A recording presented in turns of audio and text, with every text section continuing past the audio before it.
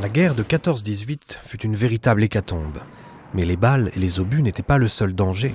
Typhoïde, infection des plaies, dysenterie furent des maladies dont succombèrent nombre de soldats des tranchées. L'eau, polluée par les gaz et de multiples micro-organismes pathogènes, en était le principal vecteur. Mais il fallait bien boire. Tout au long du conflit, afin d'éliminer ces micro-organismes, les méthodes de traitement de l'eau ont évolué selon qu'elle était distribuée en containers ou par canalisation. Pour l'eau fournie en container, le traitement se fait à l'iode avec 3 comprimés, un bleu, un blanc et un rouge. Patriote jusque dans le traitement de l'eau.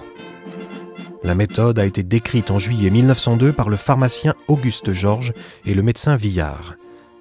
Dissoudre un comprimé rouge avec un comprimé bleu dans un demi-verre d'eau, verser le liquide obtenu dans 10 litres d'eau à traiter, agiter, attendre 10 minutes, dissoudre un comprimé blanc dans un demi-verre d'eau, verser cette solution dans les 10 litres d'eau traitée. La réaction entre le comprimé bleu et le rouge dans l'eau engendrait du diode, bactéricide et virulicide. Après avoir laissé agir, l'ajout du comprimé blanc éliminait l'excès de diode. Cette eau avait toutefois un goût iodé peu agréable. À partir de 1915, le médecin Vincent et le pharmacien Gaillard mettent au point une formule de comprimé d'hypochlorite de calcium et de sodium pour purifier l'eau. Les ions hypochlorite sont les mêmes que ceux présents dans l'eau de Javel, qui, elle, tire son nom du village de Javel, à l'ouest de Paris, où elle a été fabriquée de 1784 à 1889, d'abord pour ses propriétés de blanchiment du linge.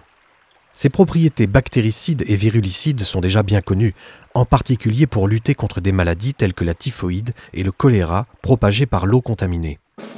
En 1916, le service de santé décide de la javelisation de l'eau.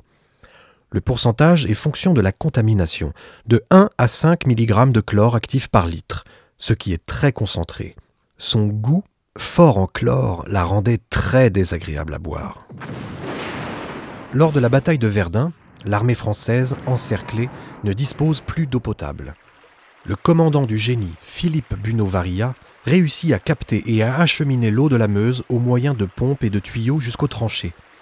Il met au point un procédé automatique de potabilisation de cette eau en faisant injecter de l'eau de Javel diluée juste à l'entrée des pompes centrifuges. Le brassage favorise la dissolution du dioxyde de carbone contenu dans l'air, ce qui abaisse le pH et favorise le passage de l'ion hypochlorite à la forme acide hypochloreux, HClO, qui est plus bactéricide.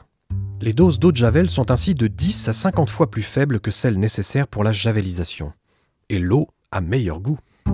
Utilisé à grande échelle pour désinfecter l'eau des poilus dans les tranchées de Verdun, ce procédé a été appelé verdunisation.